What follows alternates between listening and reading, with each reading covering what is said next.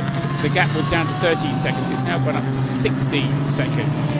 But before that round of pit stops, it was over 20 seconds. So possibly a slower in-lap from Sebastian Buemi, with whatever that problem was with the tail of the car, which they've now replaced. Slight drama for David Cheng a few moments ago, as the 33 car had to go straight across the runoff area at the Dunlop chicane at the top of the Dunlop curve. That car is currently 15th in the Jackie Chan DC racing machine. Still no let-up between the first two cars at the very least in GT Pro. Remember, this is Michael Christensen and Dirk Muller, and just 3.6 seconds off the back of that leading duo, Jimmy Bruni, in the blue and white replica Rothmans liveried car. So 92 leads, 68 leads, 91 in GT Pro from the 82 BMW M-Tech M8. Alex Sims up to 4th place now, so motoring on. I think the BMW's had 5 kilos stripped after yesterday's adjustments in balance of performance, and they're going far better than we've seen them qualify, certainly, and in the test day. Stefan Mucker is up to 5th position in car 66, and 7th spot, or the 6th spot, the 93 Patrick Pilet Porsche. What's catching your eye at the moment, Lena? You're looking perplexed at something, or just trying to work out what might happen next as far as the strategy is concerned? So I was just looking at pit stop times for the privateers. The number 1 car had a much faster stop than the 4 private cars in front of him, sorry, the 3 other privateer cars in front of him. I was also just having a quick think about the in-lap times. Yeah, these have really impressed you, haven't they? Particularly the Toyotas. Well, it was the number 3 car had the fastest sector 1 on both of its in-laps for the 2 stops it did, but I think it was the number 7, had the fastest sector 2 and sector 3 times. It's going to be interesting to see if that carries on or kind of plateaus and stays roughly the same. I don't know if Paul can see it, but can you confirm how many laps the number 1 car did in its stint compared to the number 3? It did 10, and the number 3 did 10. Okay. So, as privateers are supposed to do, they were doing 10 laps on both of them. But the pit stop times, Andre stayed in the car of the number, stayed in the wheel of the number 1. His pit stop time was 1 minute and 12, and for the 3 car, that was a pit stop of Thomas Laurent. His pit stop time was the same, 1 minute and 15 seconds, so 3 seconds quicker for the number 1. But then we saw other pit stops that were slightly longer, and those stints were the same length, so that was 3 seconds effectively gained by the number 1 car. But even then, those 1 minute 12 and 1 minute 15 for the 2 Rebellions compares with times for the Toyotas of 1 minute 5, 1 minute 4. So there you are, the Toyotas have that extra advantage on the pit stop. It's a big one. Let's hear a little more from the pit lane, and Nick Damon with his Forza Motorsport pit lane report. Well, good news for the 31. They didn't have to replace the hub after they actually ended up with bleeding the brakes, interestingly. Then they took a while fitting the nose. The nose finally fitted on with a good bit of kicking, which is excellent news, obviously.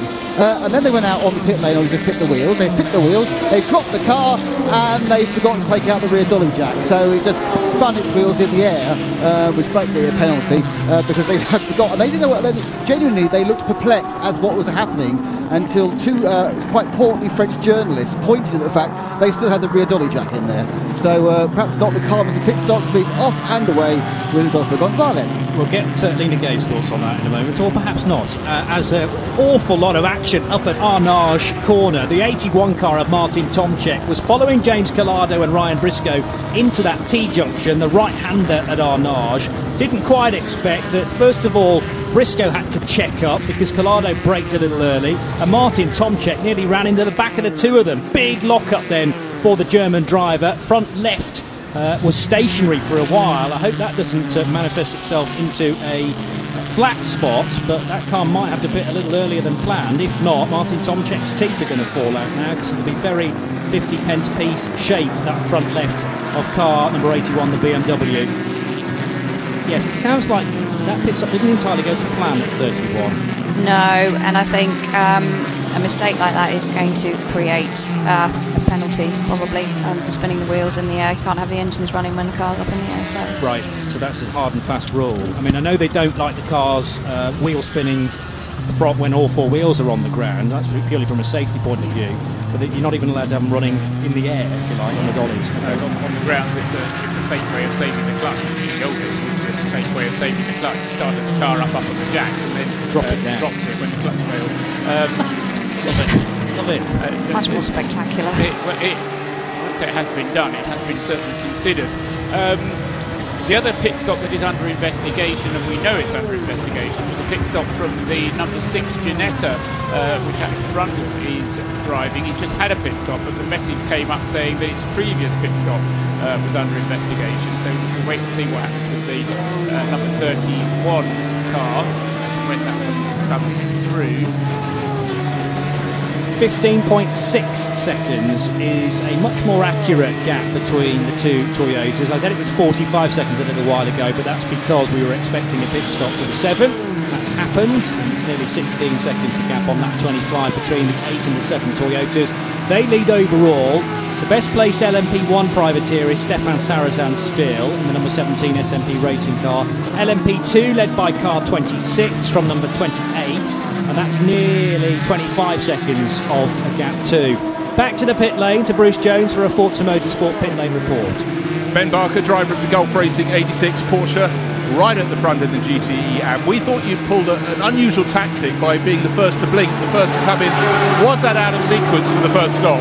No, unfortunately not. I had a great start. The car feels fantastic, you know, and I managed to get past Cameroli on the start there. We had a real tussle actually, and managed to get through it okay, and then midway into my stint the boys said that I had a slow puncture, so apparently a bit of carbon got into the tyre, which is annoying. I can't remember going offline, to be honest, maybe for a prototype, but I think there was some contact with the P2 earlier on, so maybe something from that.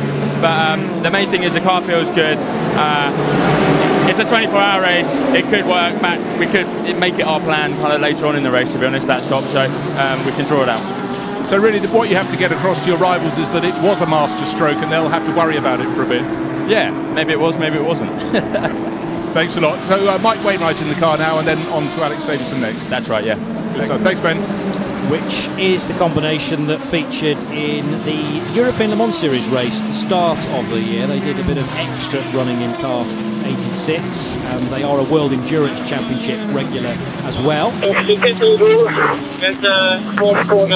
Copy, Martin, copy. I'll readjust the pressures for Philip.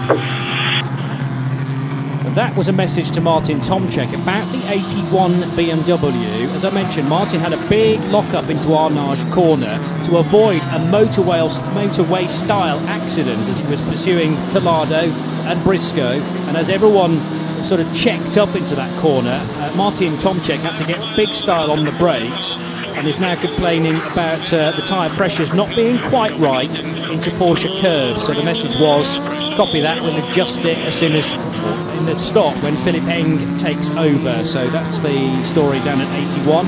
It'll be Austrian driver next in for the 81 car, which is currently in 11th position behind Collado's Ferrari and behind Ryan Briscoe's Ford GT. But the class is led by number 92, Michael Christensen, the Pink Pig, flying high then on the timing screen from the 68 Dirk Muller-driven Ford GT, and Jimmy Bruni is in 3rd position.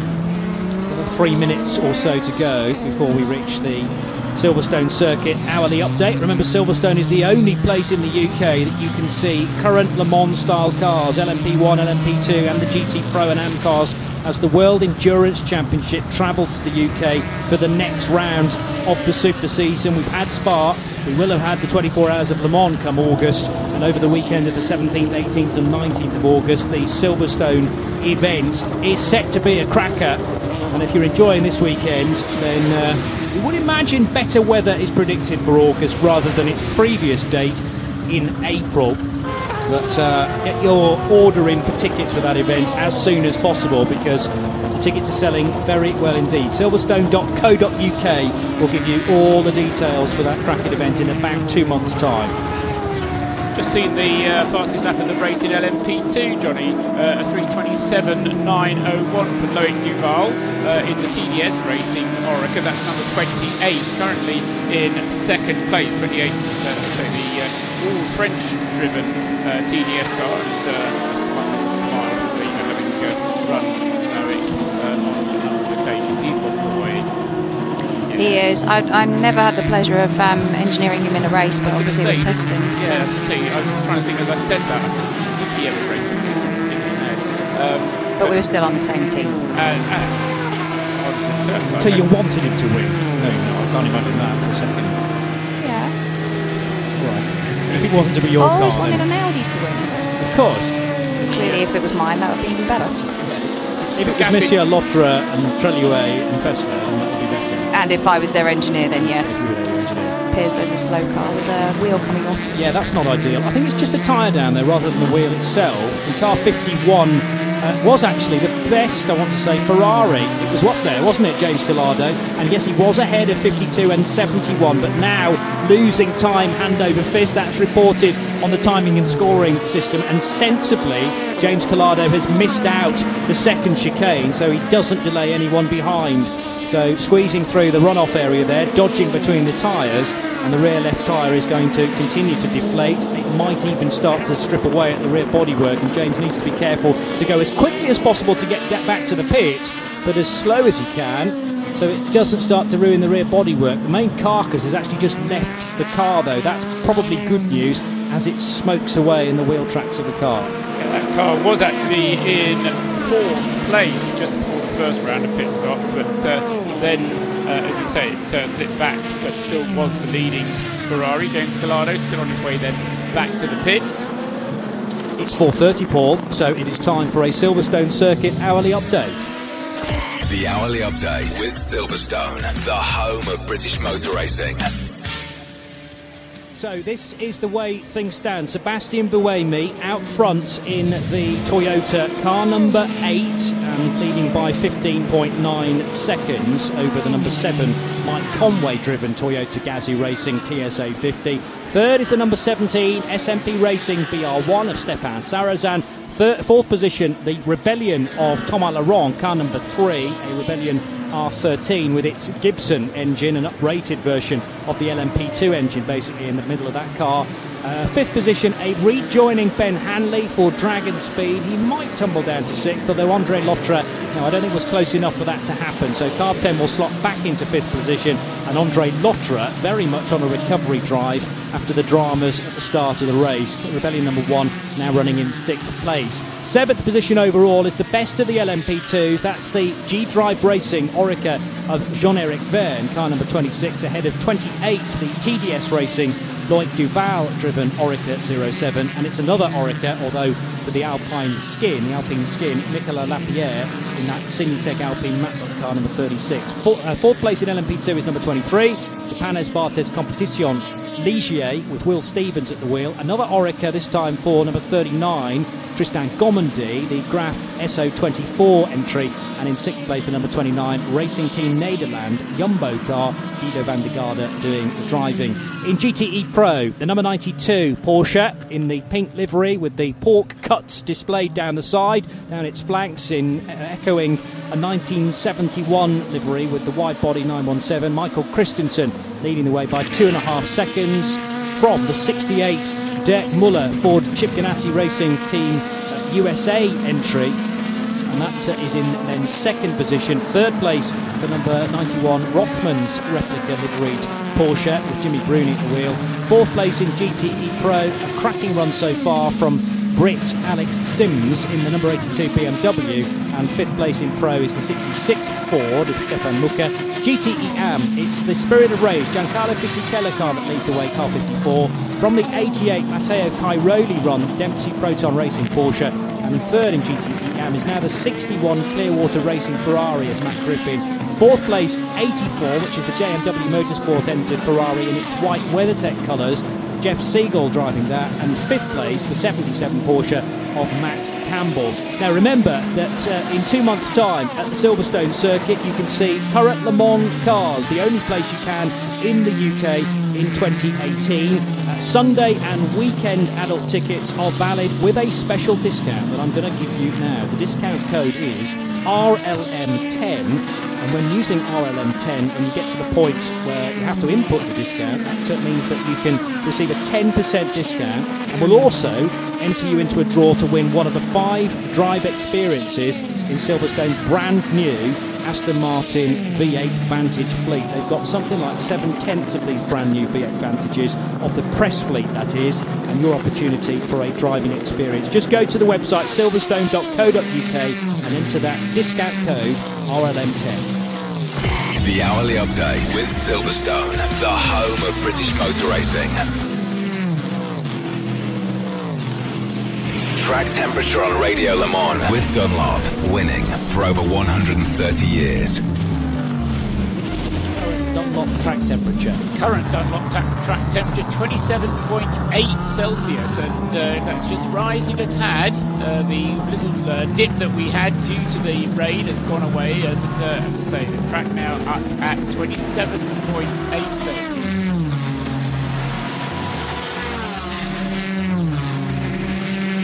Track temperature on Radio Le Mans with Dunlop, winning for over 130 years. Straight to our Forza Motorsport pit lane team, and first of all, Nick Damon, you got the 71. Yeah, it's the 51, Collado 51, car. beg your pardon. Collado's come out the car, in has got us on a fair greedy. The lucky thing is that large amount of tyre which came out was the bit that causes problems, and it kind of managed to run on the sidewalls very slowly, so good driving by Collado there. He's got it back with virtually no damage, so there's a full service. He just lost, unfortunately, about 3/4 of a lap. And as I look to my left, there is a phalanx of GTE Pro cars again, and I understand Bruce probably has something to do with it as well. I just got blinded by all the dust they kicked up as they came in almost line astern.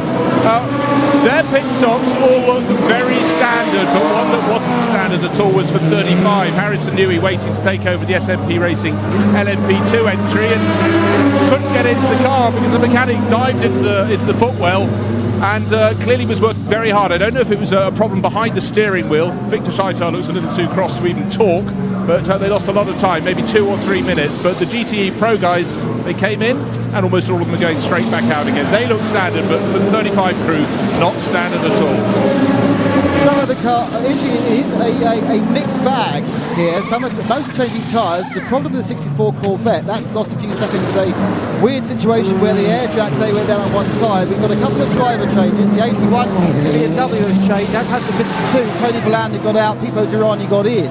So we're now, some of the GTE Pros are changing drivers and some aren't. So we're in that area. And of course, this time next lap, they're all going to come in again, and the other half will be in doing odd things. Busy for our pit lane crew with Forza Motorsport, but we love it. That's why the GT Pro field and NAM indeed is going to be so closely fought. It's about getting these pit stops done and done as quickly as possible. Dirk Muller now leads Pro because of the pit stop cycle from Jimmy Bruni, so 68 from 91 from 82, but those cars have not yet stopped. Alex Sims, a cracking run through the order here. He's now potentially in a podium position, I know, because certain cars have pitted ahead of him, but he's keeping out of trouble, and so far meaning that BMW can at least take the fight to, you know, the middle order of GT Pro without necessarily the Porsches and the Fords. It's impressive, isn't it, Paul?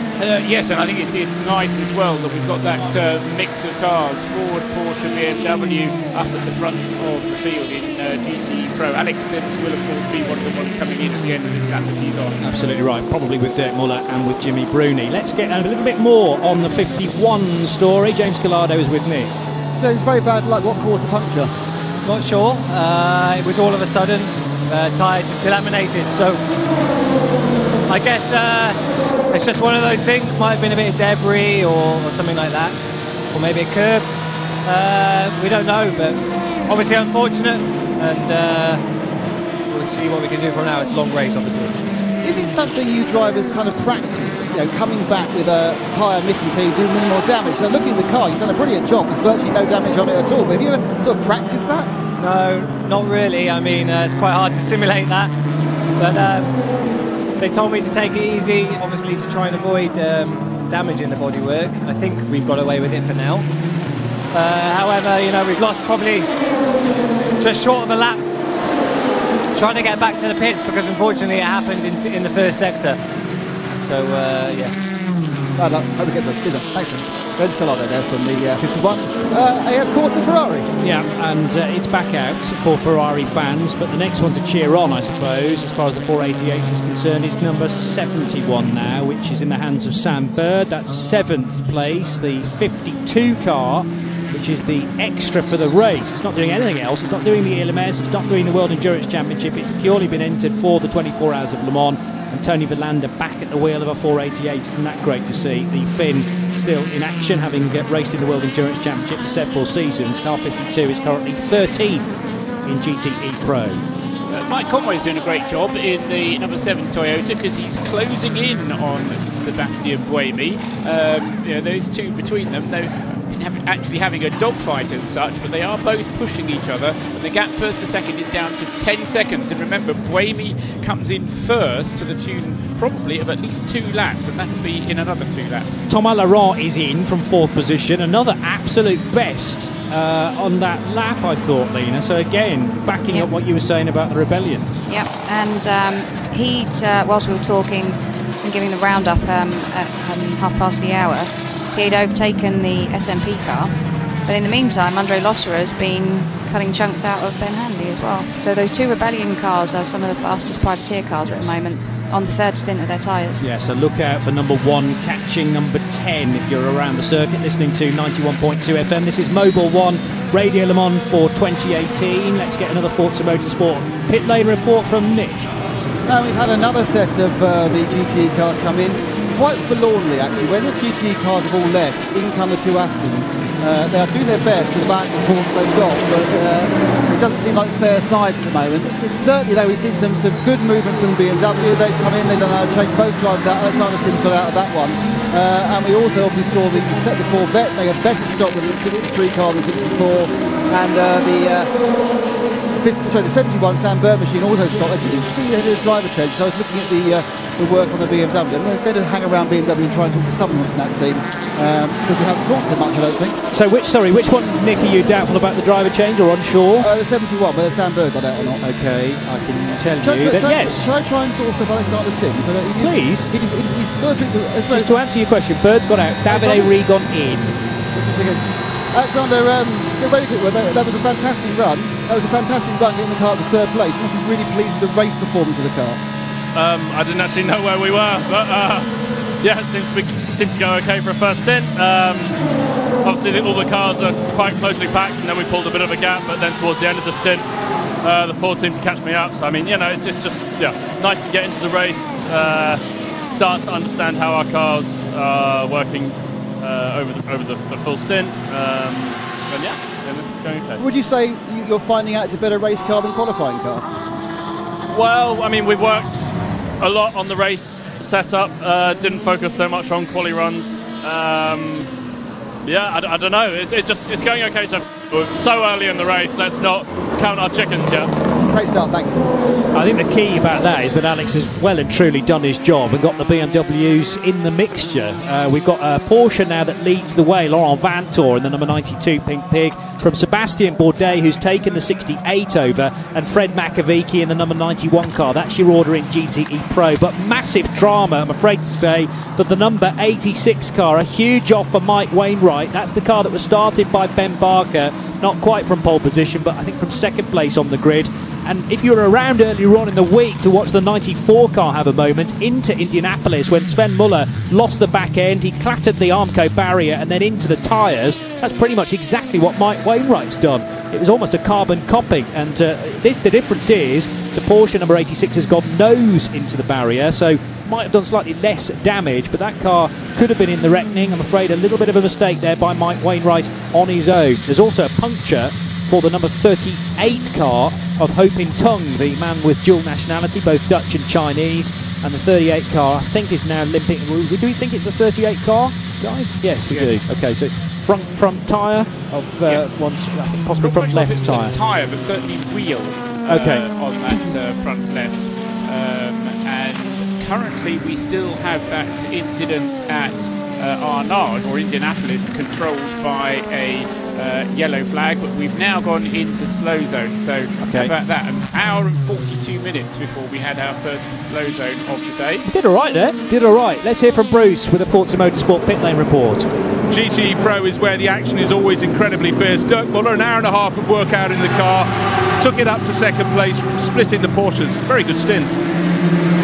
Well, it was an hour and 40. Oh, I've diddled you 10 minutes, sorry. Yeah, I mean, we maximized our laps, so due to the 14 lap rule, you can't go longer than 14 laps, and that meant with the opening stint, you know, you did already spray. That meant you can't do more than what we did actually, so that was really good.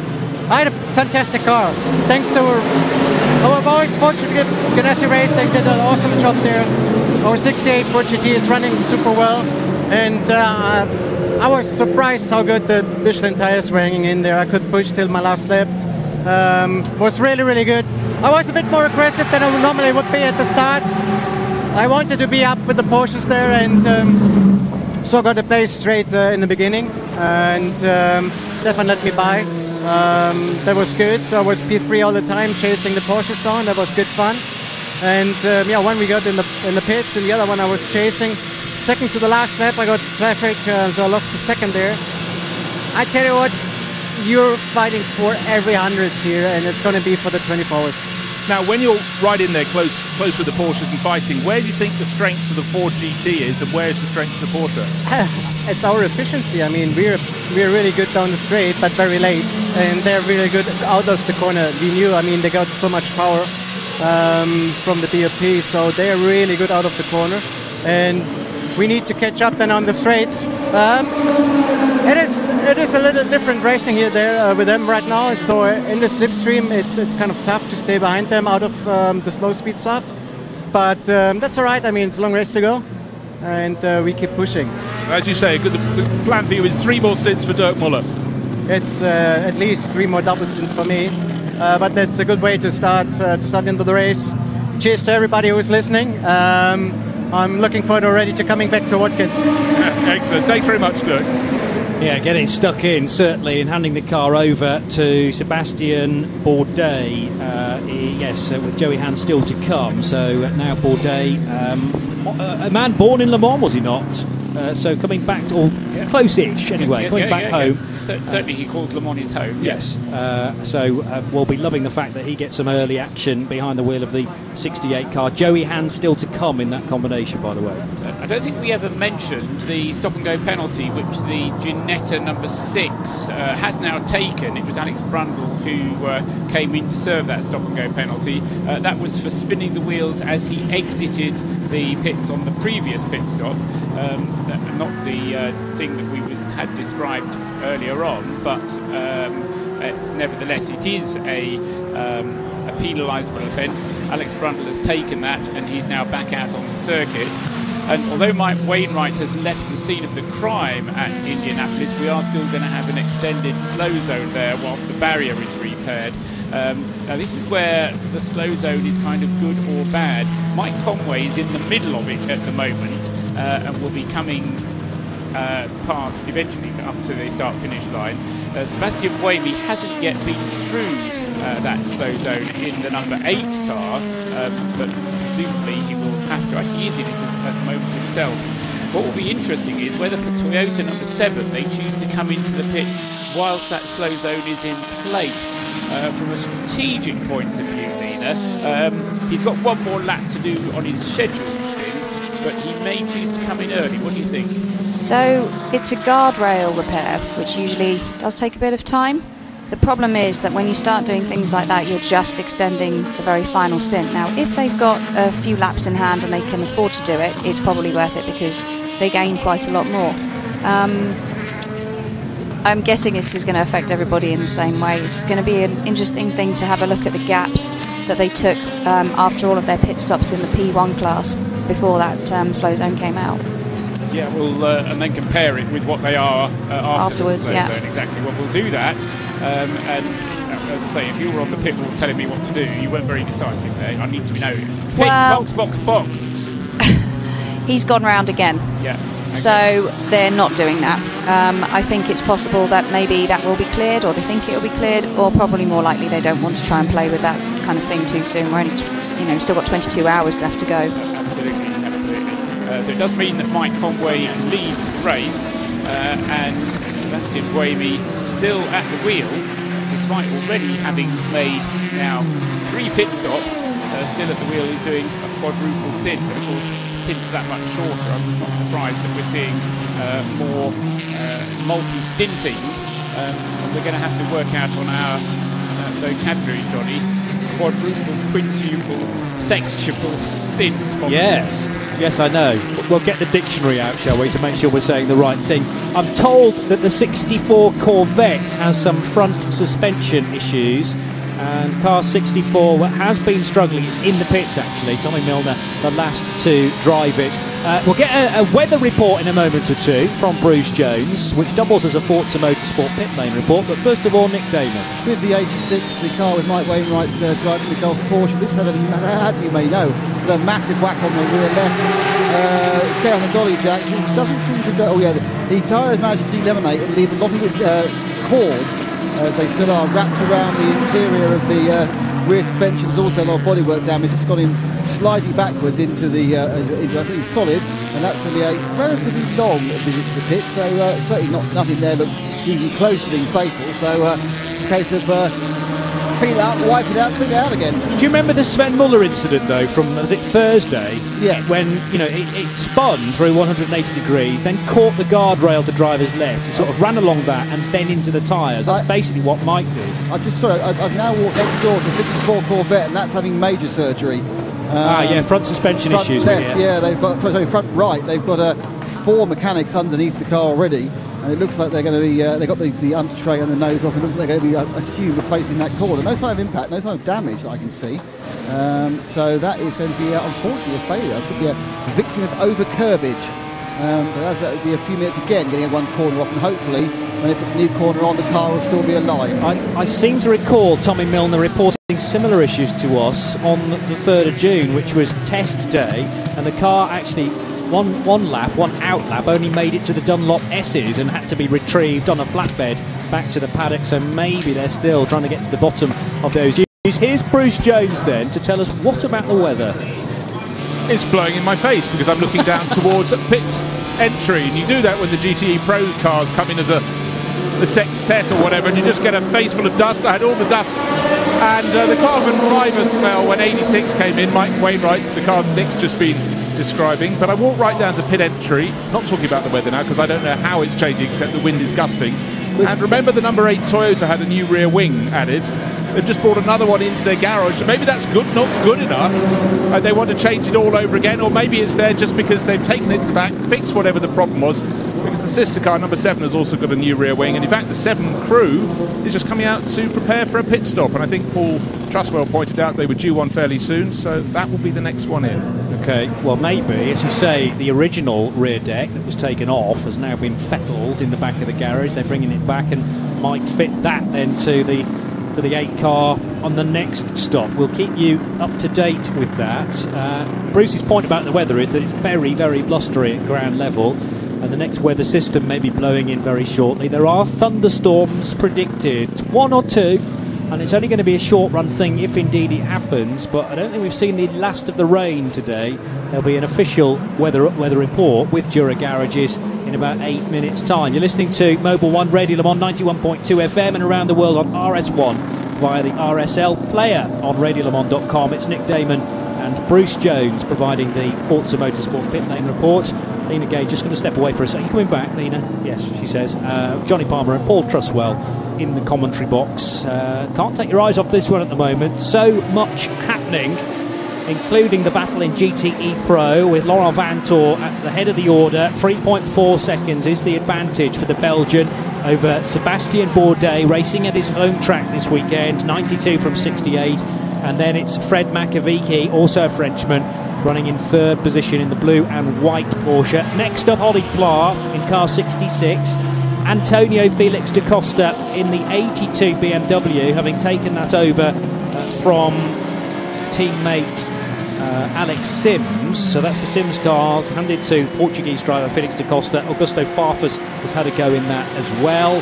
And then it is the 67 Ford of Brazilian driver Tony Kanaan, doing the full IndyCar season this year as well, remember, and car 67 is in 6th position. Now Toyota in and out very quickly, Bruce Jones. In and out, maybe I'm trying to make it more dramatic than it is, but one of the mechanics, it could be standard practice, all they were doing is refueling the car. Mike Conway stayed on board, but they were checking the bottom of the rear wing on that car as well. Maybe I'm just joining some dots that don't need joining, but just bear in mind the sister car did have its rear wing replaced. No change to number 7, but they were having a very good look. Well, it's a going concern, quite obviously, from Toyota. They might just be dotting the I's and crossing the T's, as all good manufacturer teams do, and there's no indication that all is not well at Toyota at all. It's going to plan at the moment, first and second, and they're just doing sort of running adjustments, it would seem. It was great that during the countdown to green, Nick Damon had an opportunity to talk to Pascal Vasselon, and Pascal's words were something along the lines of, we want to have zero risk, but of course that's impossible. But what they're trying to do, obviously, is to minimise the risk down as much as they possibly can. But again, that pit stop from Mike Conway, 1 minute and 5 seconds in the pit lane. That's from pit in to pit out, so includes the time spent travelling down the pit lane as well as the time actually spent aggressively fueling the car. 1 minute and 5 seconds compares to the SMP car, number 17, which is currently best of the non-hybrids, 1 minute and 13 seconds, so a further 8 seconds lost on the pit stop. And at the pace that the Toyotas are going at the moment, they don't have to slow things down anymore. At the pace they're going at the moment, they're going to win this race by 17 minutes. Yeah, which is decent. So we said 9.5 minutes, which is if everything went perfect for a Toyota and everything went perfect for an LMP1 privateer. Yeah. 9.5 minutes, which is 2 laps. Yeah, and we're now at practically 4 laps. So that, as I say, was based on my original speculation about what the lap pace would be. Now we've got some data space on what the pace would be, and the privateers are not close enough to the non-hybrids to be able to catch up at all, or even get within literally a second and a half of the hybrids. But we must remind everybody, that's not the point of the regulations. We're not supposed to have LMP1 privateers on an even keel with the hybrid cars. But they're not supposed to be as far back as they are, so the gap is supposed to be closer. Yes. Well, food for thought by the ACO. I don't think we're going to get any adjustment mid-race. That's just the way things are. But at the moment, you have a fight for the overall victory in the hybrid world, and I still think the battle for LMP1 privateer victory, okay, it's not officially a separate class, but it's still tantalising because you've got a Rebellion on the back foot, car number 1, with tremendous speed now that Andre Lotre has been in the pits to repair that broken nose. Watch that come back up through the order. It's in 6th place at the moment. He's trying to chase down Ben Hanley, who is in 5th in car number 10. Stefan Sarrazan's just done a pit stop in car 17 for SMP Racing. So you've got Rebellion versus SMP versus Dragon Speed for the best of the rest, basically, in LMP1. And that's going to entertain us for the remaining 22 hours and 4 minutes. LMP2 has at the head of the order G-Drive Racing and the Orica, which is being driven by Frenchman Jean-Eric Verne. We've got Andrea Pizzitola and Roman Rusinov still to come. They are silver and gold rated respectively. And in 2nd position, the TDS Racing car. So therefore that is the best of the World Endurance Championship entered machines. 3rd position and 2nd of the WEC cars, the Signatech Alpine Matmut machine of that's the Alpine A470 of Andre Negrau. Slow zone still in place at Marshall Post 20 and 21, and the sound of the Toyota in the background is Mike Conway getting rid very quickly of a couple of GTs he was stuck behind through that slow zone. Car 35 is going to be assessed a drive-through penalty. Hang on a minute. And that's car 44, I beg your pardon, getting assessed the penalty for constant abuse of track limits. And car 44, just to tell you, is the, bear with me, is the Eurasia Motorsport Ligier of Andrea Bertolini, Nicholas Johnson and Tracy Crone. That's one of the entries from the Asian Le Mans series. And Nick Johnson's just got into that car and taken it out, Johnny, so he's going to have to serve the penalty. That's not Lena Gade, by the way. This is John Hindhoff, who's filling in for Lena. I only came to watch, actually. Oh, fair enough. Well, yeah, by all means, there's a seat free. Here's Nick Damon with the Forza Motorsport pit lane report. Yeah, looking at the number of forlorn and glum faces, but even though they've just got their car out, and that's a 64 Corvette team, the problem is, in this closely fought GTE Pro team, the Pro event, that, less than 10 minutes is probably going to be too much for them to come back from. It was a front left suspension failure of some sort. They obviously replaced an arm or something else. I'll try and find out what it was they replaced, so I doubt they'll tell me. But it's really interesting. They've just got a really good piece of mechanically. There's no high five. There's just a kind of an overall air of gloom.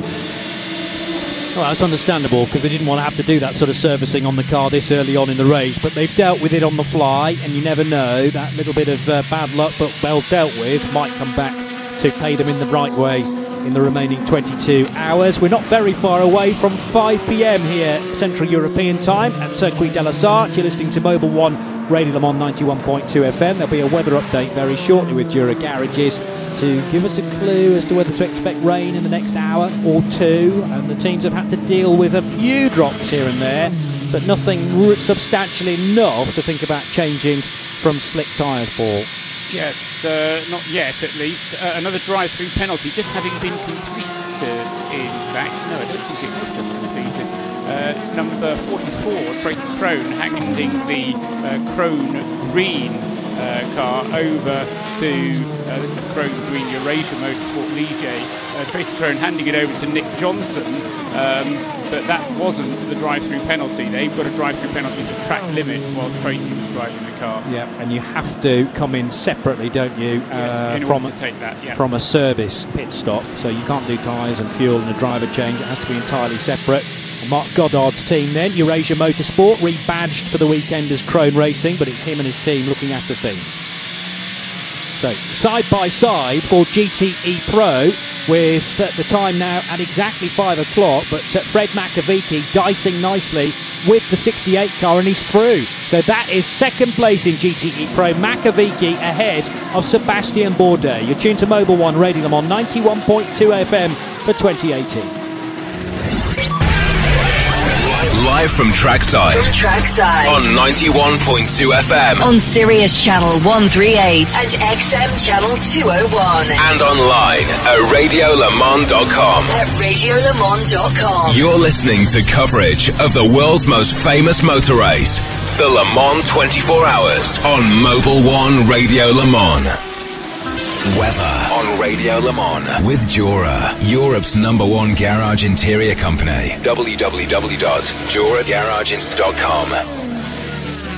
Around Circuit de la Sarthe, we reached a high of 20 degrees Celsius a little bit earlier on. It's fairly humid as well, and there's the chance therefore of a little bit of rain and maybe a passing thunderstorm shower. Periods of cloud and sunshine to look forward to, though away from that into this evening. A low of 12 degrees Celsius tonight, and for Sunday we're going to reach highs similar to today, 20 degrees Celsius.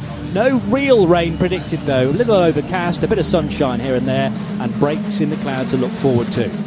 Weather on Radio Le Mans with Jura, Europe's #1 garage interior company. www.juragarages.com.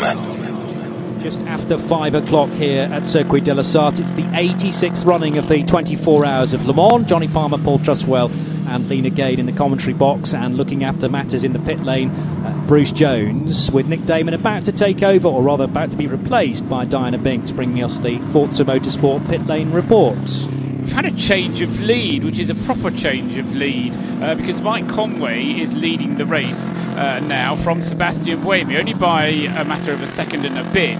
But remember, Mike Conway came in whilst the slow zone was happening. Sebastian Buemi came in as the slow zone was being implemented, and that was what made the difference. They've both gone through the slow zone the same number of times, and the slow zone is still happening out there at Indianapolis and Arnage. But what it means is that we now have Mike Conway leading the way, Sebastian Buemi in second place, and then another change is that back into third place has come Thomas Laurent following his last pit stop, ahead of the number 17 car, that's the Rebellion, Thomas Laurent, ahead of the 17, the SMP BR, which is at the moment 26 seconds behind the Rebellion in fourth place.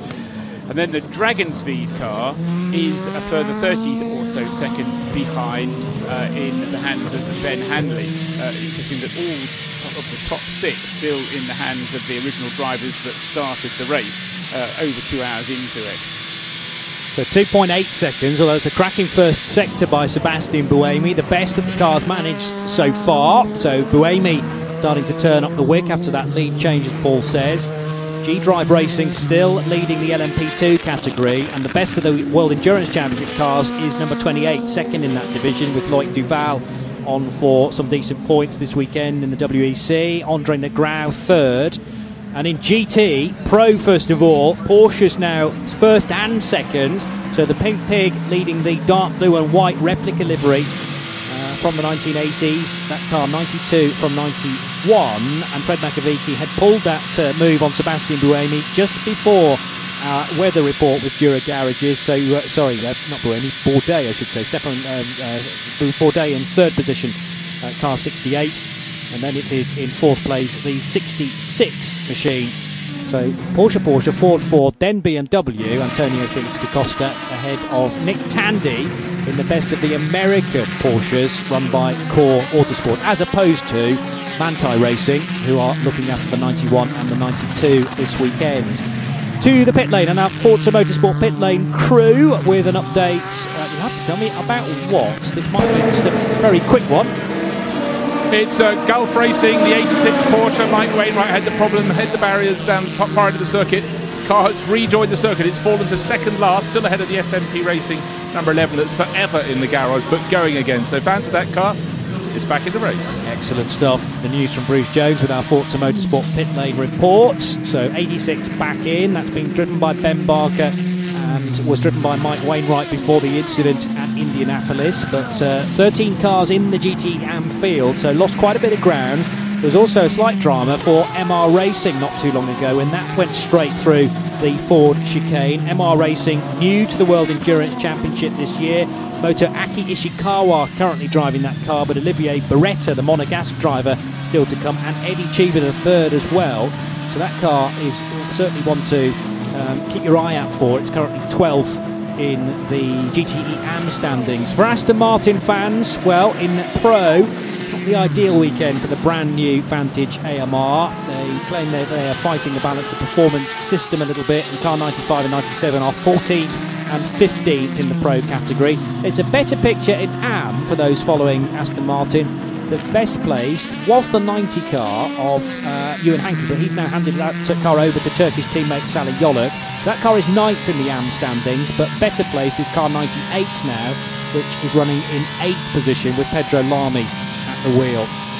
Slow zone still in position, and Paul, just remind me, this slow zone is for the repair work at Indianapolis, or we had a further drama? No, this is just to deal with the barrier repair at Indianapolis, which it looked to me like it was only tyres that got damaged, but I've got a feeling there might be something on the right-hand side of the track as you come into Indianapolis.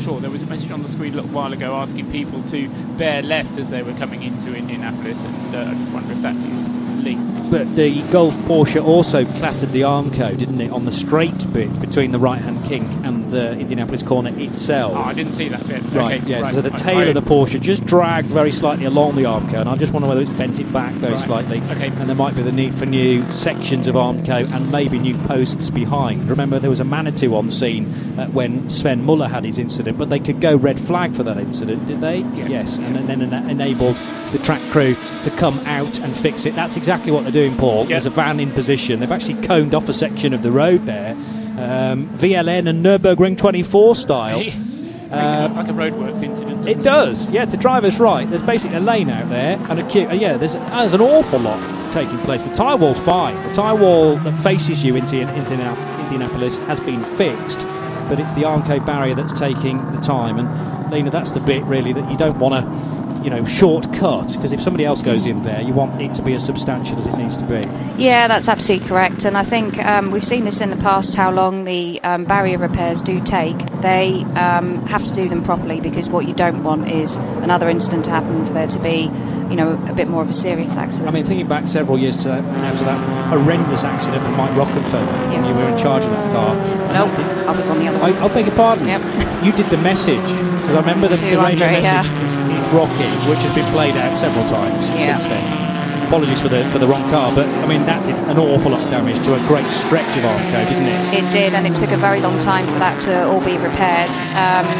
Again, those kind of incidents that happen, they're very, very high speed, so the damage is really, really significant. So the slow zone hopefully going to be lifted in the next half an hour or so, but there's such an operation down there at Indianapolis, it's going to take a bit of time for all that to be sorted out. The beauty of slow zones in the modern era of endurance racing is, though, you've still got 7/10 of the track to continue racing around, and I mean the slow zones have been realigned for this year, as in it's now a natural braking area into Mulsanne Corner. You would be slowing there anyway, so we're not going to get the sort of classic motorway accident as cars slow down and people behind don't know what on earth's going on. Yeah, or even speeding up in the other way as they're kind of exiting. The only thing I'd say is it was a lot more fun when there were safety cars. Really? From a strategy point of view, yeah. This kind of, all right, it's the same for everybody because everybody's going around that same part of the track. What you need to take a look at is what those lap times are. And it's interesting to see that the number 3 car was a second quicker with that slow zone in place than the number 17, and it's worth having a look and seeing what's going on, because as you can see on the map there, they've had clear track for most of this lap. So they're going to be making some decent time up. Absolutely, and about to burst out of that slow zone now. So Tom Oleron, the number 3 car, and the rest behind. So 3 versus 17 is your battle for LMP1 Privateer, and they're 3rd and 4th on the road. The problem often is before the slow zone, there's a yellow flag zone. Now, if you're on your own in isolation, you come into that yellow flag zone and you can keep going pretty much at full pace because it's just a yellow flag. If you've got a slower car in front of you as you come into that yellow flag zone, you can't overtake. So your speed into where the slow zone starts is suddenly compromised because you've got a slow car and you can't overtake. That's just luck of the draw. I've had a quick comparison of the 7 and the 8 times through the slow zone, or through sector 3, just taking the whole of sector 3. And since the slow zone has been out, Mike Conway has made up 2 seconds through the sector 3, the sums of the sector 3. Now that's really just a roll of the dice, it's just luck. It is a bit, yeah. It's not as big of a change, though, as can be made with safety cars. Because with safety cars, depending where you are in your fueling cycle, depending where you are on whether you need to change tyres, whether there's something you want to do in the pits, I don't know, do a brake clean or something, you can gain 5 minutes. Yeah. Lose or lose it. The idea of this was to keep the race running, you know, and it's a good idea because that's exactly what it does. However, when you get the slow zones, which and we see them sort of in the second half of the race, where they're sort of dotted around the track, and depending on if you get lucky and you don't actually ever get into them or you don't, it can dictate the gaps that you see. Now, the LMP1 field, I'll take a look at the LMP2 field, but the LMP1 field, the way it's split at the moment, those lap times are incredibly close. So it's going to make a huge difference to where those cars finish up when everything goes green again. Yes, and where you are on the track when it goes green again, I suppose. Yeah. Okay, understood. I'm fascinated by your desire, though, almost, or your preference for a safety car. Is that because, you know, you've got... Just been in America. It's because leader wants to have an influence on the outcome of the result. But is that because you've got such a big a swing of possibility of results? So if you're out of a race in this type of racing, you're really out of it, and there's no chance of catching any time up again. Whereas, let's say in Daytona 24 hours, you're getting wave buys, you're getting opportunity to close back up again because a 30-second gap might become nothing under a safety car. Exactly. It allows you to play around a bit more with where you are in your fuel tank. What can you do? Do you need to make extra stops? Can you play around with what you've got coming up towards the end of the race? So it adds another element of risk. And yeah, there's a little bit of, let's say, luck. But luck is what you make and where you put yourself. So I personally prefer it that way. Having said that, I can see the merits of what this is doing as well. Yes. And this is a little bit like how they do it in the 24H series run by Creventive. We cover that a lot here on 91.2 FM Mobile 1 Radio Le Mans, where they have full course slow zones effectively. They're labelled as code 60s. These are slow zones where you're restricted to 80 kilometres per hour, but actually a very similar situation, just very, very much localised around certain corners. Porsche 93, as you can no doubt hear, getting back up to speed out of Arnage corner. Nick Tandy at the wheel. This is the best of the American prepared Porsches. It's the two World Endurance Championship 911s though that are first and second in GTE Pro. Laurent Vantor from Fred Nakaviki. Then an American Ford, and by that I mean from the USA branch of the Ford Chip Ganassi team, entered in the WeatherTech Sports Car Championship. Sebastian Bourdais at the wheel of car 68. 66 is a World Endurance Championship Ford, and then 93 being from the USA as well. Oh, car over the Ford chicane, which was number 90. That's the TF Sport Aston Martin, driven by Sally Yoluk. And a reminder that leading the GTE AM class is the 54 Ferrari of Thomas Fleur now. So we've had a bit of Giancarlo Fisichella, the former Formula 1 driver, handing over to Thomas Fleur, and Francesco Castellacci still to come. I reckon Fleur and Castellacci are learning so much from Fisichella, having been part of the squad. Just seen that the slow zone should be ending in a few seconds' time, which should benefit the number one car that's there. Okay. And basically both the Toyotas are currently right in that zone right now. Yeah, they're right in the middle of it, aren't they? Let's get a quick Forza Motorsport pit lane report, because Bruce Jones is up with Dragon Speed and has found Ben Hanley. Well, a stint, but tell me about the up at Dunlop on the first lap. You look like the unwitting party in a tango there. Yeah, to be honest, I've not a clue what happened. I saw him really wide. That's Andre Lotterer. Yeah, or a Rebellion. I didn't know who it was. So obviously the whole group of us behind that were really cautious. And in the end, I thought, I can't wait any longer. And I saw like there was plenty of space on the outside, so I put myself in the outside. And next minute, I got hit by something. I thought it was him in his car, but apparently it was just his front block, which is even more weird or odd. But yeah, pacing the car was quite good. It's just a shame about that. We had quite a big vibration after that, so then we had to box early, and it just, you know, mixed all the rhythm of what we had planned out. But yeah, it was, I think the pace felt okay in the car, and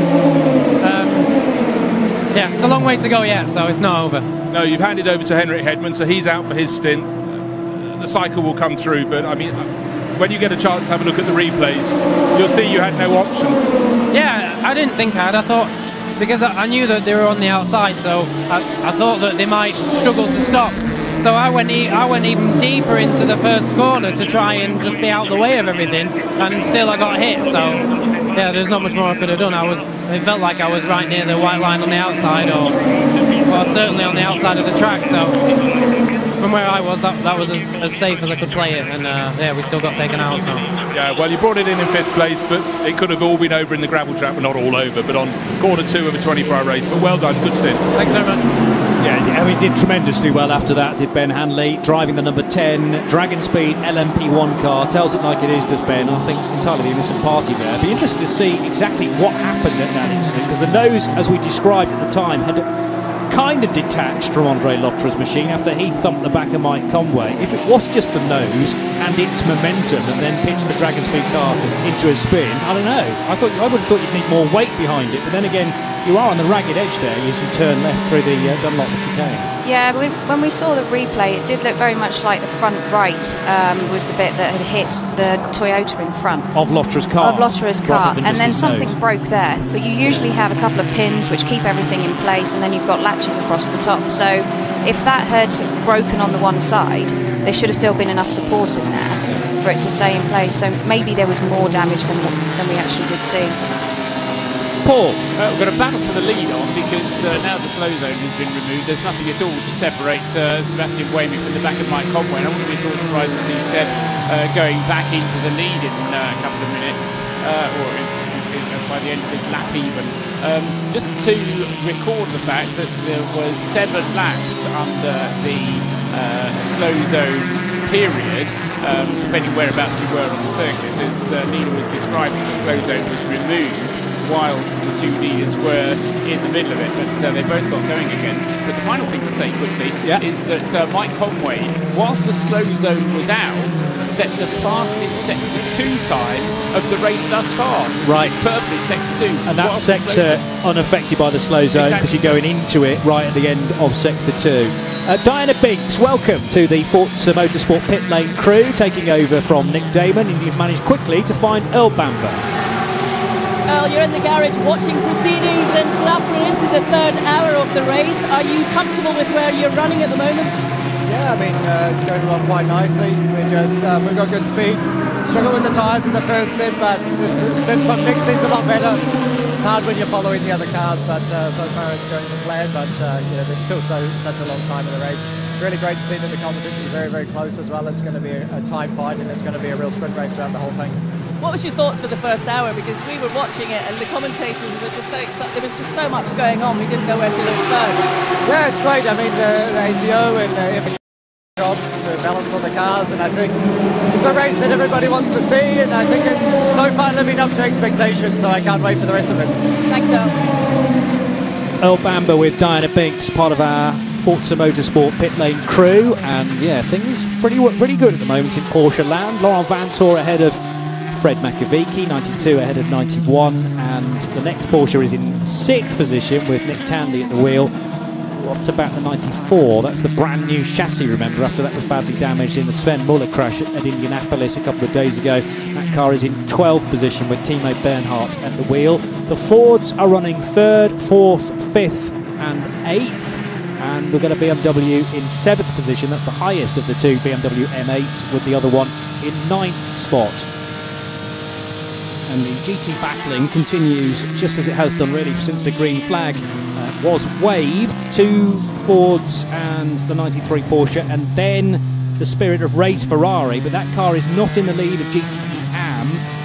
That honour actually goes to Julien Andlauer, the joint youngest driver in this year's race, although we did work out earlier on in the week that Phil Hansen was born at 5 o'clock in the evening and Julien Andlauer something like 8 o'clock in the morning, so by a few hours Phil Hansen gets the record, and therefore one of the key stats of 1 year's race is always who the oldest driver is and who the youngest driver is. But Julien Andlauer runs it close and is a real talent for me in Porsche racing. He's currently the French Carrera Cup champion of 2017. I think you're absolutely right. He's someone to look out for. I think when we spoke to Phil Hansen, he was keener to point out that, of course, he was in the race last year when he was even younger, when he took part in it. So he was about a year younger, I think. About, yes. So not, and neither of them the youngest ever. We've only got, I think it's 4 teenagers in the race this year. Sometimes a few more than that, but only 4 teenagers in the race this year. Harrison Newey, a 19-year-old, and the other one now escapes me. But we got Phil, we got Julien, we got Harrison, and one other below the year of 20. Thomas Laurent has only recently turned 20, and he is currently 3rd in this year's race in the best placed Rebellion Racing R13. That car running 3rd then, and his car number 3. Stefan Sarazan 4th in LMP1, ahead of the other recovering Rebellion, Andre Lotre, and Dragon Speed number 10, Ben Hanley's car now being taken over by Henrik Hedlund. It's Hugo de Sadelier, the Swiss driver, who's the other 19-year-old. Tall gentleman for 19, but could be a basketball player if he wasn't a racing driver. And Bruce Jones has just told me he's 20 years old, so may have even had a birthday this week. So that makes us just 3 teenagers in. Paul's now scratching his head. I'm wondering whether that is the case. We'll find out. Andre Lotre on a bit of a tear again. He set the fastest middle sector of that car. It's only ever been Andre Lotre at the wheel of the race, though. The wheel of the car, I should say. For abusing track limits. Black and white flag are 91 for abusing track limits. The voice of Eduardo Freitas giving us news on the 2nd placed Porsche in GTE Pro. So Fred Makovici driving that at the moment. Remember, the track limit abuse may not have been done by Frederic. It might have been done by Jean-Marie Bruni as well. It is the car that is assessed the penalty, not the driver. And car 91 has now the spotlight shone upon it, because that car, well, at the moment it's not a penalty, is it, Paul? It's a black and white flag, so that is a yellow card, if you like. It is. It's a driver warning flag when it's displayed on the start-finish line to, when you do those karting events, and they'll hold out a sign saying no bumping or something like that. So yes, that's really just a warning. We've already had one drive-through penalty though for track limit abuse, and that was for the number 44, the Racing Throne car, and Bruce is absolutely right. We went Sadler. That was a throwback from last year's race, where I just bring my notes from last year. I didn't add one to Hugo's age, so he was born in 1997, so he is 20. For those that are bothered, really, we've dwelled upon this point for quite a long time. Yeah, so let's move on. 23 minutes past 5. You're listening to Mobile One Radio Le Mans 91.2 FM.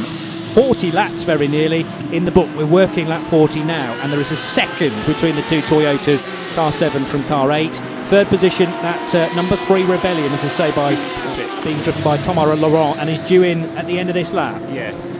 Okay, and that will be a 10-lap stint, I'm guessing. Indeed, yes, for Thomas Laurent, number 3. Because the LMP1 privateers pretty much limited the 10-lap stints. The hybrid cars, cars 7 and 8, 11 laps is their limit, unless you get a slow zone or something else. Precisely so, because it is worth making the point that the number 17 SMP car did 11 laps and came into this, Stefan Sarazan, came into the pits during the slow zone. Other thing to note about that number 17 car was that the first stint for it was also 10 laps, so that's 10 laps plus a safety car lap. The number 17 car can do 11 laps, and if there's a bit of a slow zone. So I think the number 17 car is showing very, very good fuel economy and has something like 10.8 or 10.9 laps in a stint. Bit of formation, not quite flying, formation driving for the Fords there, and they each knew what each other was doing down into Indianapolis corner. That was Richard Westbrook basically allowed by his teammate Olivier Pla. They were jostling for position and all the way down from Mulsanne straight pretty much, and I think again Ford have worked out if you get Westy ahead of Pla in this part of the race, the two of them are going to go slightly quicker, and already Westbrook just opening up a little bit of a gap. They're aware, these two Ford GTs, along with the teams, that the Porsche is not very far away of Nick Tandy, and generally lapping a little quicker. So this is the scrap for 4th, 5th and 6th positions in GTE Pro. On the scratch right. Have a look from the splitter because maybe it's damaged. Copy, we are checking the data from the telemetry. It's going for the moment. There are 3 flying laps. Copy. A message between Porsche and Frederick Makovici in the number 91 car, complaining or just maybe alerting the team there might be a slight issue with the front splitter, one of the corners. This is the 91 car, remember, that's recently received a black and white warning flag for track limits. Thomas Laurent comes into the pit lane and gets another cracking inlet. We'll get more on that from Lena Gade in a moment, but to our pit lane crew, the Forza Motorsport pit lane team, Diana Binks first of all. I'm just waiting on the number 26 LMP2 to come into the pit lane. Jean-Eric Byrne will be jumping out of that car, and Vitola will be jumping in. The crew are here, but the actual sister car has just come in front of that, and they are just doing tyres and refueling, and no a driver change on that one.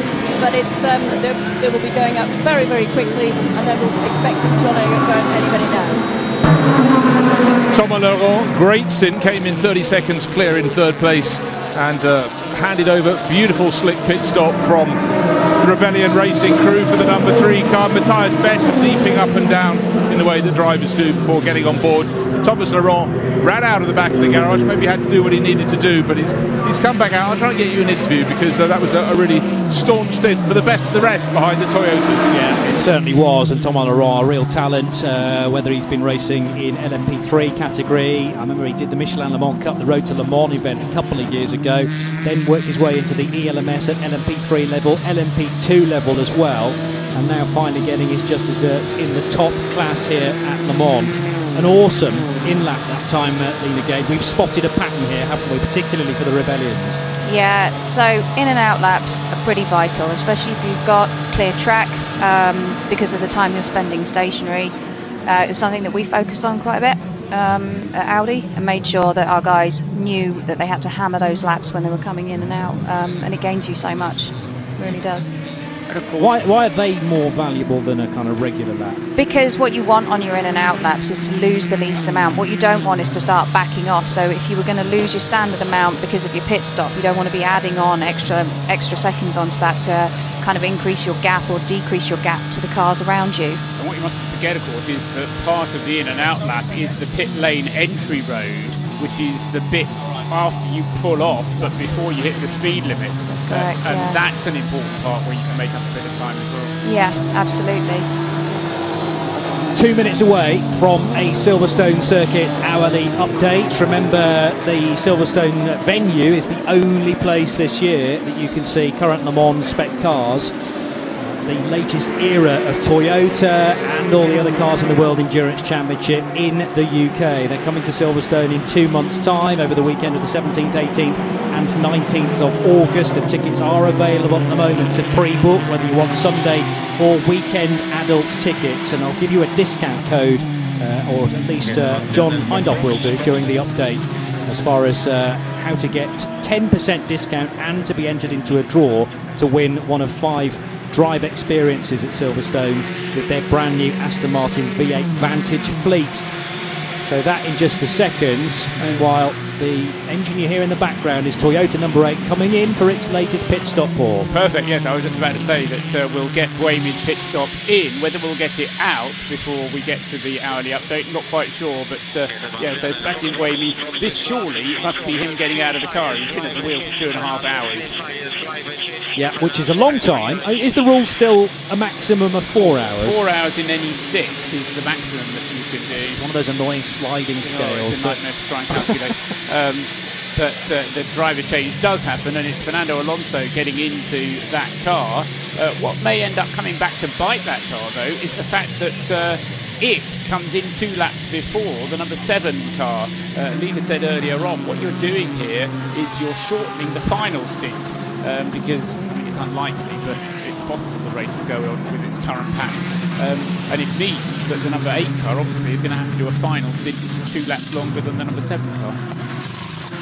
So, number 8 is in. New driver clambering on board. Looks suspiciously like Fernando Alonso. We will confirm that in a moment as the number 8 car gently eases its way towards the end of the pit lane. It is 5:30 here on Mobile One Radio Le Mans 91.2 FM. Time for a Silverstone circuit hourly update. The hourly update with Silverstone, the home of British motor racing.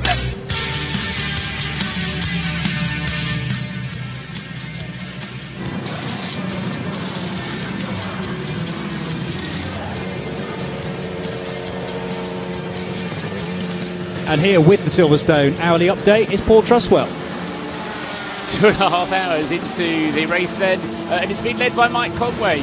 I can't tell you what the gap is because the nearest competitor, the other Toyota, the number 8 car, Fernando Alonso, has only just exited the pits. Mike will be able to go around for another 2 laps and then he'll be in, but not much to choose between the 2 Toyotas at the head of the field. 7 leads 8.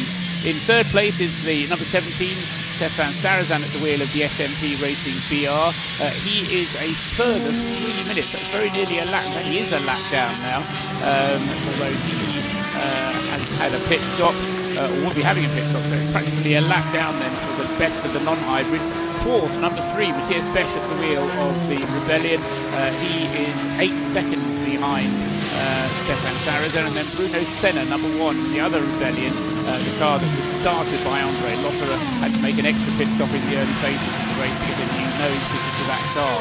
6th, number 10, is Henrik Hedman, currently at the wheel of the Dragon Speed BR, the Gibson engine BR, and then 7th is the fastest of the LMP2 cars. Andrea Pizzitola now has taken over the E-Drive car, number 26, ahead of Andre Negrao in the Cyclotech Alpine, number 36. And the gap between those two just over a minute.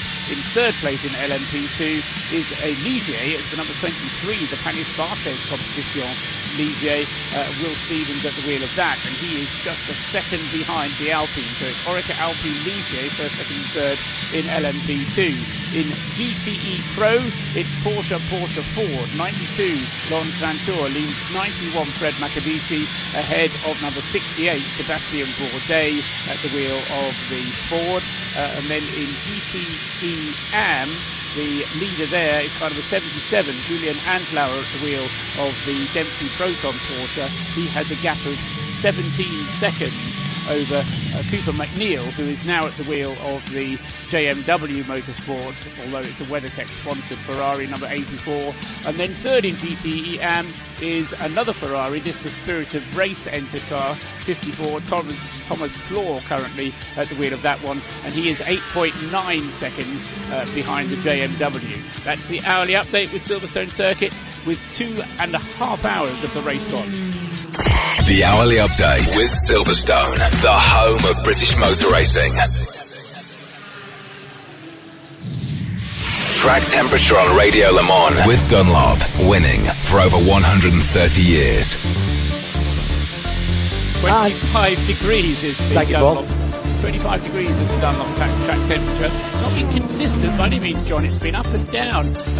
Sun has come out, that's warmed the track up, and then we've had heavy cloud cover, and that's been going down. So we've got the Dunlop track temperature currently at 25, but it's up and down.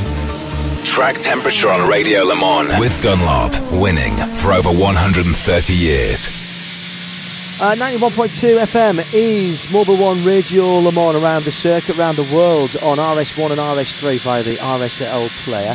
Thanks to Johnny Palmer for the opening of the race, and what a cracking opening that was. Don't forget, if you're thinking about going to Le Mans, the WEC, the Spirit of Le Mans, coming to the UK on the 17th and 19th of August at Silverstone, the whole circuit has been resurfaced on its 70th anniversary, and some series have been lapping up to 2 seconds a lap faster than last year. The Silverstone Experience opens in 2019. That's a visitor attraction centred on Silverstone's rich history, even before the first time a race car arrived. And if you are even considering going to the WEC, and don't forget that's the only time you'll see the current Le Mans cars in the UK, make sure that you use our very special discount code. It is RLM10 when you're checking out. Not only will that get you 10% off, it will also put you into the opportunity of getting a driving experience, one of 5. Silverstone, the only place with the brand new Aston Martin Vantage that you could take out on track. So just let me run that through that again. You want to go to the WEC, we're offering you 10% off, and you and a friend might be driving an Aston Martin around Silverstone as well. Don't see the downside there at all. RLM10 is the discount code, www.silverstone.co.uk if you want to take advantage of that, and tell them that Radio Le Mans 91.2 FM sent you. Changing the lead in GTE Pro as the 92 and 91 Porsches have just swapped around, and the blue, white and red car is now in the lead of the race. The Pink Pig drops to second position as they were coming down through Indianapolis and Arnage, and we've traded out one Le Mans winning Audi engineer for another. We'll say, as the number 7 leader is in the pit lane, we'll say a quick hello to Howden Haynes. H, how are you, mate? Not too bad. Good to see you again, John. It's been a while. We were just, before we came on air, absolutely, I'm staggered that it's 10 years since Truth in 24. It only seems like yesterday, doesn't it? It really does. It really, really does. We'll have a chat about that and a few other things with H in a moment. The leader is in the pit lane, and there's been a driver change as well. Forza Motorsport pit lane team are down there. Of course they are. I am outside the number 7. They have had a driver change, refueled and taken some tyres, and I actually spotted in the back of the garage that Frank from United Autosport, who for our listeners may or may not know is CEO at McLaren and has a lot to do with Fernando Alonso, so I think he's checking out what's going on down here. But that was a very sleek pit stop, as you'd expect, and the car is back out. Diana Binks reporting from a very loud pit lane as the number 7 is already off and running. It was Jose Maria Lopez who took that car over for. Yeah, just to say, as he's done that, he's stayed in the lead through the pit stop cycle, because Fernando Alonso, remember, a couple of laps ago has come in to take over the number 8 car from Sebastian Buemi. Buemi came in second place, in second place behind Conway, but they've gone out and the number 7 car continues to lead. So it's the second car to stop the number 7 car, and it maintains the lead through the pit stop cycle. Always a nice feeling, H, when you're out in front and you've got a pit stop in hand. You get the car turned around, you get your driver change done, and you go out and the incoming driver, you're able to tell them you're still in the lead. It is nice, yes, and it doesn't always happen like that, but yeah, if you can get that little edge at the beginning of the race, it does sort of take the edge off it a bit.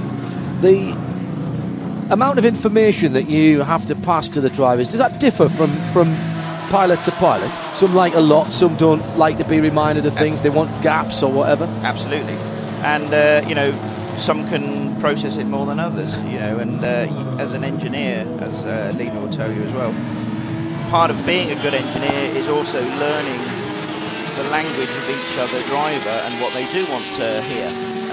Some can't take the information flow, you know, they're at full capacity whilst they're driving, and others just take on an obscene amount, you know, and they want absolutely everything. And you just think, how are they actually managing to do this with this kind of secondary conversation going on? Sometimes seems odd when we hear some of the radio messages, just reminding drivers, for example, that they're on new colder tyres. But it's often a little thing, because all of these pit stop sequences are almost committed to memory. It's almost like muscle memory, and just reminding people is actually quite an important thing to do. Yeah, definitely. And you know, can you imagine if you had an incident or something silly happened and it was just because of one tiny piece of information that wasn't relayed from pit wall to car? You know, it would be awful, wouldn't it? Just something so simple. Looking very, very interesting in GTE Pro at the moment. Ford 66, Ollie Pla just been told to come into the pit lane. He has done, this will be the end of his, I think, 13 laps. So that'll be about an hour in the car for Ollie Pla. You're listening to... It'll be the end of his 14th lap, okay. He gets to the end of it, yes, that's right. Across the world on the Radio Show Limited Network. Busy few weeks for us here on RSL. I'm off to Pikes Peak next weekend for the Mobil 1 Bentley SUV assault on the mere 156 corners and 5,000 feet rise. You start off at 9,000 feet to start with, so it's not exactly a walk in the park, and then extraordinary event. And then of course on RS2 IMSA Radio the next 2 weekends after that, it will be the Sail and 6 Hours of the Glen, and then the Canadian Tire Motorsport Park round of IMSA WeatherTech Sports Car Championship. So plenty of endurance motorsport in one way or another, slightly different endurances perhaps, but that coming in the next few weeks. Let's go back down to our Forza Motorsport pit lane team. Diana Binks is at Toyota with Mike Conway. Mike, you've just jumped out of the car and I know you're desperate to get and chat to the engineers. Talk us through that stint, and what's the traffic management like at the moment?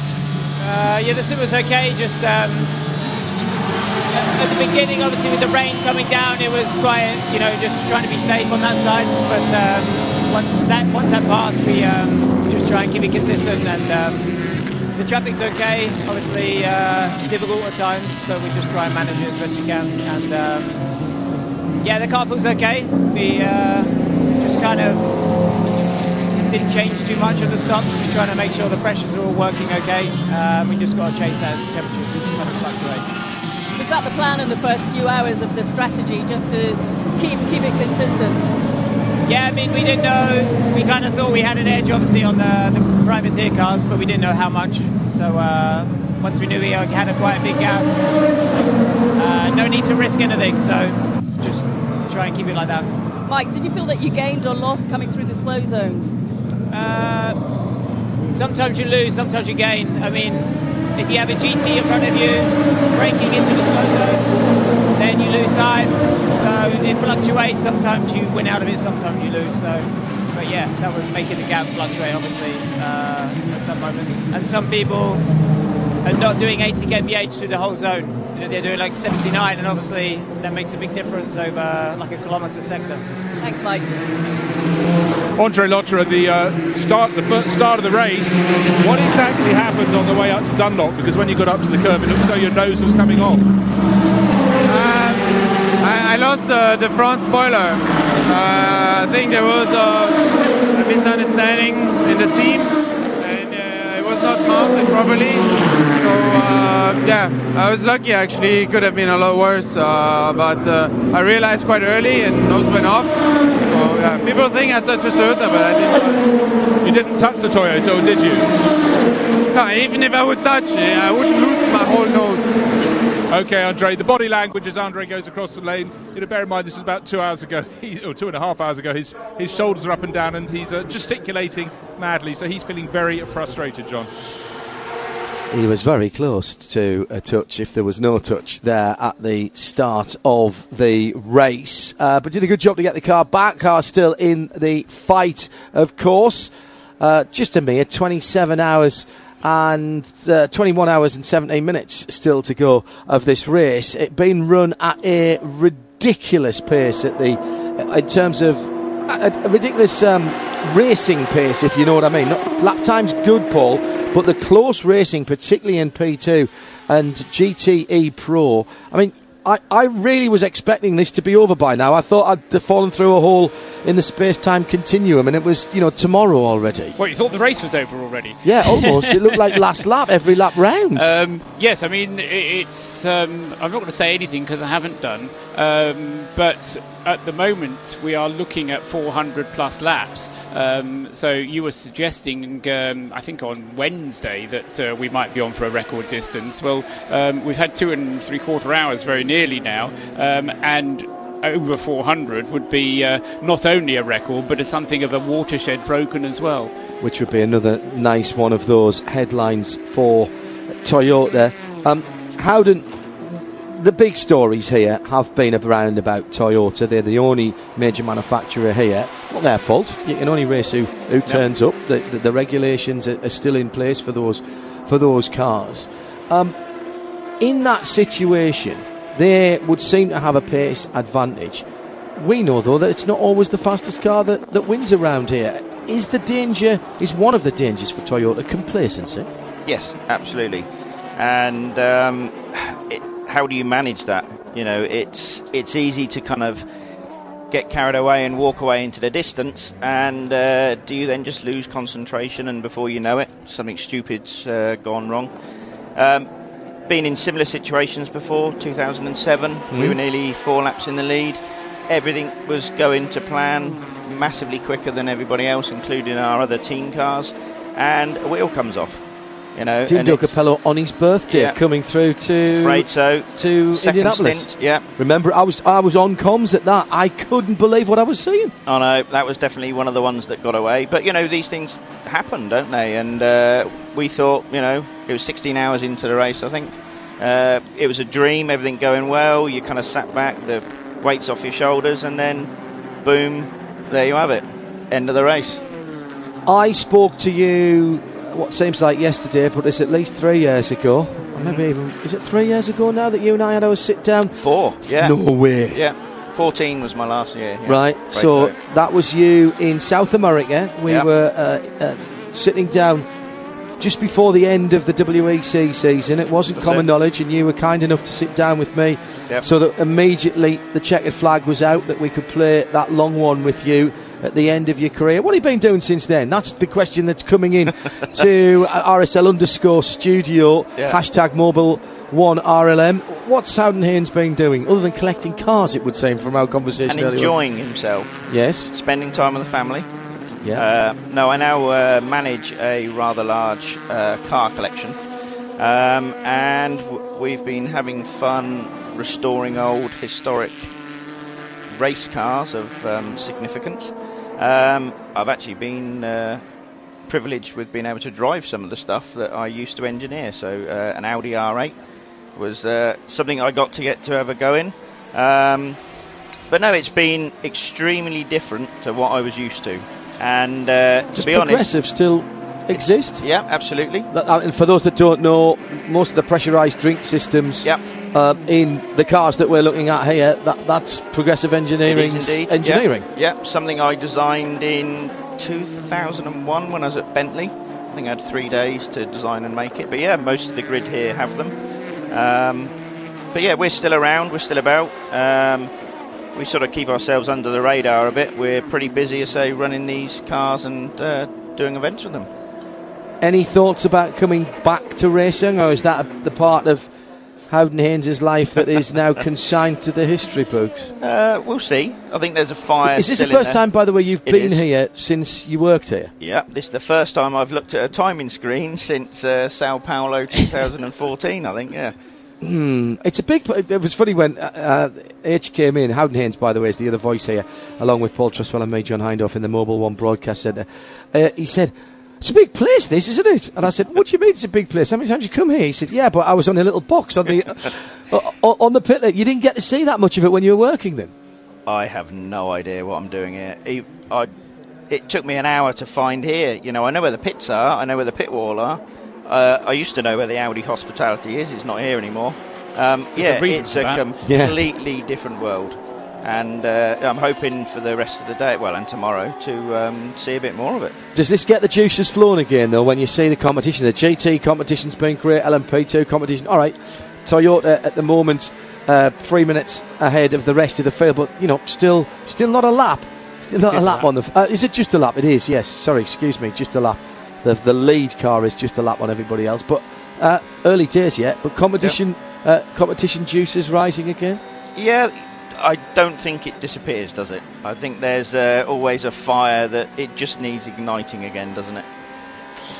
10 minutes to 6 o'clock here in central France. Still overcast, still that slight threat of rain, but it seems to have just receded a little bit. I was outside a few moments ago, and the smell... I ride a motorcycle in the UK, and trust me, when you ride a motorcycle in the UK, you can smell rain at a distance. There's that sort of ionised smell in the air that you when there's rain rolling in. That I think has disappeared just a little bit. Side-by-side action for GTE battles again. Magnussen and Kanaan, and the Corvette of Jan Magnussen at the moment just has the advantage and goes up the inside into the first part of the Porsche curves at the end of the 8.5 mile lap, or getting towards the end, and the Corvette goes through and takes that position. That's ninth place in GT Pro. It's a heck of a battle for ninth. And there's a yellow flag being shown over at Indianapolis. We'll find out about that in a minute. Whilst H is here, because he knows all about maximising and optimising what you're doing here, I'm fascinated by the way that the SMP BR is going, the car number 17, the car that was started by Stefan Sarazan, now in the hands of Igor Rudjev. The initial stints of that car were 10 laps each. As soon as we got into the slow zone, Stefan managed to pop in an 11-lap stint, but then on the second part, when Stefan came out of the pits again, having had his stop, he ran through the slow zone I think 3 times, and he was able then to do a 12-lap stint, which is remarkable fuel saving. So, you know, this is the sort of thing you have to do, isn't it, H, to push the limit of what you can do, especially when you're in this position that the privateers are in, where everything's against them, against the Toyotas. I think, yeah, absolutely. I mean, the whole thing about racing, doesn't matter what class you're in or what position you're in, you've got to maximise every single little aspect that you can get your hands on. And you need to do it first, don't you? If you're following, if you figure out, oh, look what they've just done there, you're then only following and not leading. And if you do the same as everybody else, then the outcome will 9 times out of 10 be the same, unless they mess up.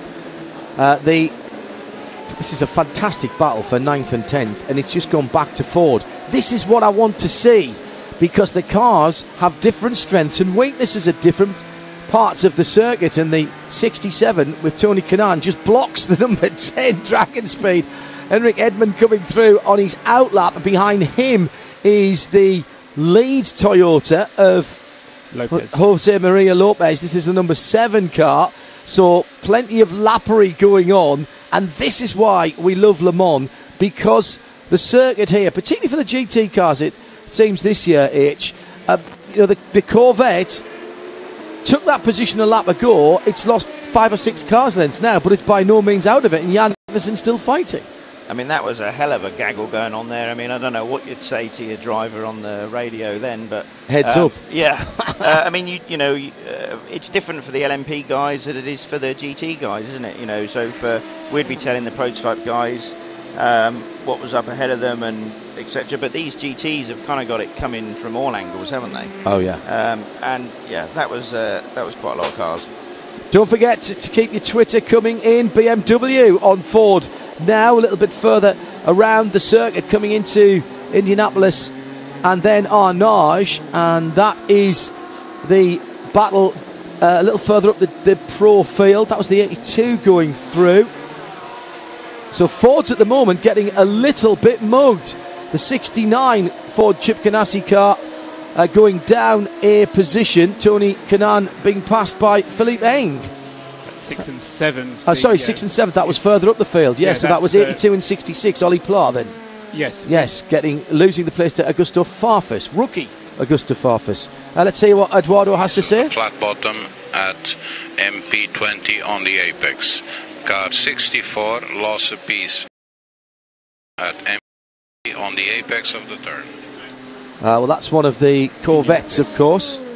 So that will account for why that car isn't going so well at the moment, if it's lost some of its underbody aero. I think it might have had a spin there because we had a brief yellow flag at Indianapolis. We didn't catch up with actually what it was, but yes, you're right. It has meant that that car has gone down. And what's happened to Lawrence Van Tour? Because the Porsche number 92 is losing places. So not quite sure what has happened there, because let's go back to check over here. No, maybe that's me. Yeah, no, it is still Lawrence Van Tour, still in second place, I'm sorry. So Fred McAvici still leading GT Pro with the 91 Porsche and the 92 Porsche in second place. Lawrence Van Tour now at the wheel of that one. The two of them separated by nothing at all.